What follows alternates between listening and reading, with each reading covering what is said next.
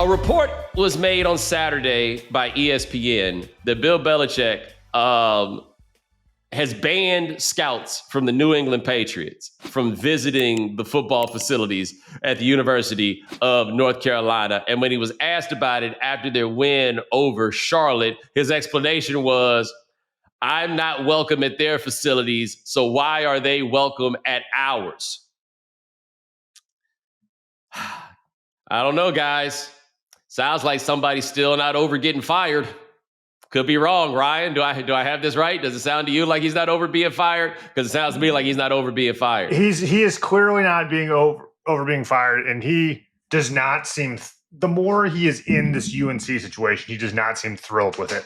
No, well, it feels like he thinks it's unfair that he got fired. Right. Like, yes. Like, look at what I did for you. How dare you run me off? Yeah, but I got to ask him this question in all sincerity. Did he think it was unfair when he was ready for Tom Brady to get out of there because he thought he had gotten too old? Did he think it was unfair when he released Bernie Kosar in Cleveland? Did he think that it was unfair when he ran Lawyer Malloy out with the Patriots? Like, this idea of fairness, you know how shit works, man. And those of you who listened to this show during that last season that he had, I told y'all early he was going to be fired, that the only way that this could possibly go was that he was going to be fired because he is stunk too bad and his owner was too old to be out here trying to put up with that shit. Like, there was no way around it. He was going to wind up being fired. My problem with him doing this is him saying, well, it's not he's saying this. He claims that, well, if the scouts want to know something about his players, they can call him, they can ask him whatever, that's fine. But the people who are losing under this circumstance are not going to be the Patriots. If it happens to be that, it's going to be his players. Now, I'm going to be honest with you. From that one football game, I saw the Carolina play. I don't see why no scouts would really be coming there. Like, maybe they just want to watch a basketball game the same weekend or something like that. But I feel like anybody want to come watch y'all sorry asses, you need to be happy. You need to be like patting them on the back, telling them thank you, make them snacks, whatever it takes. Like, this is what it is that you need to do. This is wild stuff, but it's not. I'm trying to think when he'll get over it, what it'll take, because on one level, and Ryan and I were talking about this, maybe on one level, what it'll take, and I don't mean to seem morbid, so is Bob Kraft no longer owning the team? You know what I mean? I think from what I read and from everything that's come out about Belichick, I think he dislikes Robert Kraft and he's hurt by Robert Kraft. He clearly despises the son. That's what I was going to say, is that even if Bob Kraft no longer owns the team, correct, there will still be a problem if Bob Kraft passes the team on. Did you watch Succession? I did. Jonathan Kraft, he clearly thinks Jonathan Kraft is Kendall. He does. He now, the irony of this, of course, is he appears to have his own overwhelmed children in positions of power within his own enterprise. He got a son with a mullet. I tell you this, Logan Roy would have never allowed that, and neither would Robert Kraft. No, not in a million years. There's no way you're going to be in my office with that fucked up haircut you got, son. That would never happen, ever. But you're right, Belichick, I guess we'll have to see what it looks like when they win a game that, like, they're not supposed to. Because I do think the difference between college and the NFL is success. Success in the NFL means the same thing for everybody. Success in college varies greatly from program to program to program. Like, Ryan, you're an LSU grad. Success at LSU is not the same as success at Mississippi State, but it's also not the same as success is at Alabama, yeah. Right? It's all these different levels of what success means. I don't know if Belichick is built necessarily to understand that you got a job where 9-3 might get you a statue, homie. Like, if you go 8-4 this year, 7-5 would be a great year there. It really will. I don't know exactly how he feels about this, but you are right. He seems a bit nonplussed. I feel like that's the way I use nonplussed, but not actually what it means, but you know what I mean? Yeah. If that doesn't work, how about this? He does seem to be a little bit over it. Just already over it, already throwing fits. And again, like, I can't imagine this ends well. No. Now, let's switch gears a little bit, because we just talked there about a pro coach working in college. I want to talk now about a college coach working in the pros. And what I'm saying is, can you imagine If you never watched college basketball ever in your life, and all you watched was the NBA, can you imagine turning on your TV and somebody told you that Billy Donovan was going into the Hall of Fame?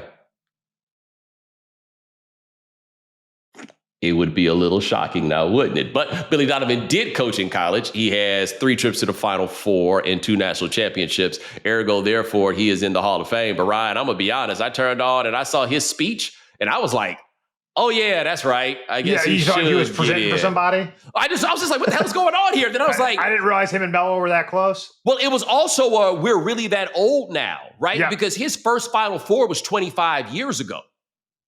2000 was that first Final Four. Those national championships next year will be the 20th anniversary of the first one. Right. Yeah. I was like, damn, this has really happened to us. But yeah, I looked up and saw it, and I was like, oh, well, yeah, I guess, yeah, that would check out.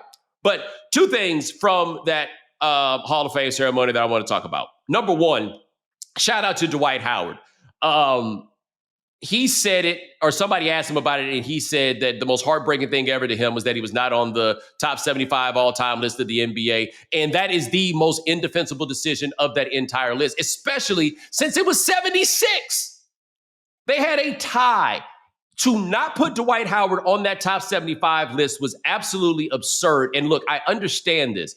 Injuries got him. He had the back injury, and then the latter part of his career took some of the shine off the front half of his career. However, he is the best player on a team that made the NBA Finals, and he made the Orlando Magic a contender for the NBA Finals every year simply because he was there. He was a force of nature while also being quite undersized for his position.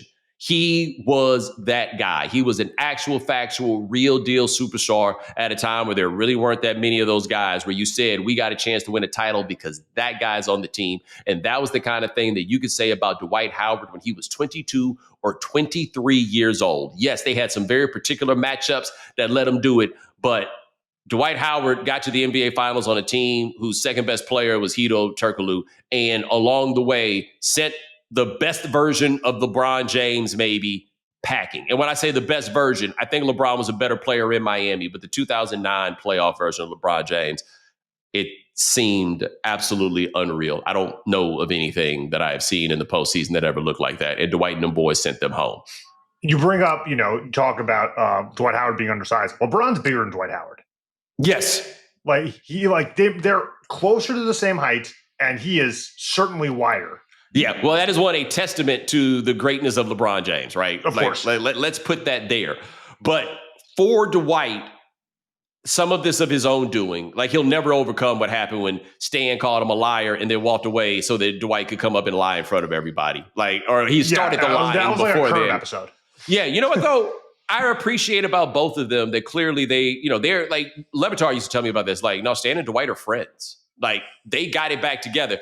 Shaq and Dwight is weird, and I don't know. We don't have to. We don't have time. It would take forever to try to tease that out. But I was glad for him that he got in on the first ballot. And a lot of you guys, because you just decided you didn't like Dwight, a lot of you because Kobe told you not to like Dwight. I'm glad that he got that honor. And he said he went to the Hall of Fame twice because the 08 Olympic team also went in. But my colleague here at Wave Sports and Entertainment also went in, and that is Carmelo Anthony. And I joke and talk a lot about how the first person to ever call me a hater for what I ever said on television was Carmelo. He was watching First Take one day, and he didn't like something I said, and he said, let's toast to the hater. I talked to him about it. He didn't laugh as much as I was hoping he would laugh about that fact. I hope he doesn't think I'm a hater now. But I do have to tell you this, and I do mean this, because in working here, first, let me start here. There's something about watching Carmelo Anthony play basketball that is just special, right? Very few people have made basketball look as easy as Melo made basketball look. And one thing I don't think that you can really grasp on television, and Ryan, I think you may have noticed this from your first meetings with Melo, that's a really big dude. Yes. That is a power forward playing small forward more in the Terry Cummings mold than I think that people realize. What a special talent and basketball player he truly was. Right. Absolutely. You know, and one of the great college players ever as well. Well, then there's that, right? Yeah. Like second best player on that team is what? Jerry McNamara, Hakeem Warwick, right? Like that's who we're talking about that got there. Nah, Melo was that dude. And in New York, I think Knicks fans are a little too hard on him. Amari Stoudemire did it in his way before Melo got there, but nobody signed up for the weight of playing basketball in New York quite like Carmelo did. Nobody did, right? Like I was glad that the reception around him going into the hall, because look, man, the end was not necessarily the way he wanted it to be. Hell, when it didn't work out for him in Houston, I thought he was finished and said it publicly, but obviously he adjusted his game in a way that I, as a person from a distance, didn't think he could to stay in the league for longer. Like he did that, and he is a star among players and among fans that is very rare for you to find out. But I have to say, Melo and I do some business with our buddy Jesse Horton, separate business, but with the same company. And I've worked with him here at Wave. And that's a good dude. And in the time that I've had to be around him, I am like a good dude in a way that when you do this job long enough, you know kind of what you get often with dealing with former players of varying magnitudes. And Melo's as level of dude as I think you could possibly expect, given what a big deal he is and has been basically since he was 18 years old. So I could speak for the whole company. I think they happy for him, but I don't know, y'all. Not that way. You know what I'm saying? I can speak for us over here, man. Heartfelt congratulations to Carmelo Anthony for getting into the Hall of Fame. And as much as people can talk about how the Basketball Hall of Fame is unwieldy and they let anybody in, they don't let everybody in, right? Melo's an NFL Hall of Famer. Yeah. I think he was the third best player in the league for 7 or 8 years. This is a no-brainer. Yes. There was no doubt when you looked at that list of people who were going into Hall of Fame, who was the person that was going to talk last, right? There was no question who that person was going to be, and it was Carmelo. So congratulations to him. Shout out to him. Catch up with them. I guess I'll do this season's appearance on 7 p.m. in Brooklyn if they'll have me back, but wanted to throw that out there.